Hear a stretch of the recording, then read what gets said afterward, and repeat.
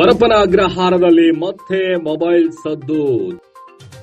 ಜೈಲಿನಲ್ಲಿತ್ಕೊಂಡೆ ಪತ್ನಿಗೆ video call ಮಾಡಿರುವಂತಹ ವಿಚಾರ ಬೆಳಕಿಗೆ ಬರ್ತಾ ಇದೆ. ಸೆಲ್ನಲ್ಲಿ ಕುಳಿತು ಪತ್ನಿಗೆ ವಿಡಿಯೋ ಕಾಲ್ ಮಾಡಿ ಮಾತನಾಡಲಾಗಿದೆ. ಅಧಿಕಾರಿಗಳ ಕಣ್ಣು ತಪ್ಪಿಸಿ ಮತ್ತೆ ಮೊಬೈಲ್ಗಳನ್ನ ಬಳಕೆ ಮಾಡಲಾಗ್ತಾ ಇದೆಯಾ?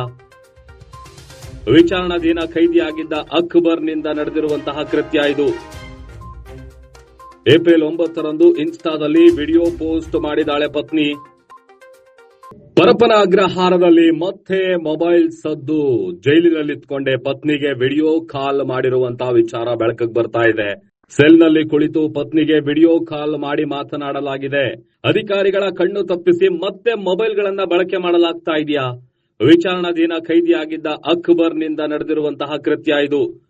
ಏಪ್ರಿಲ್ 9ರಂದು ಇನ್ಸ್ಟಾದಲ್ಲಿ ವಿಡಿಯೋ ಪೋಸ್ಟ್ ಮಾಡಿದಾಳೆ ಪತ್ನಿ.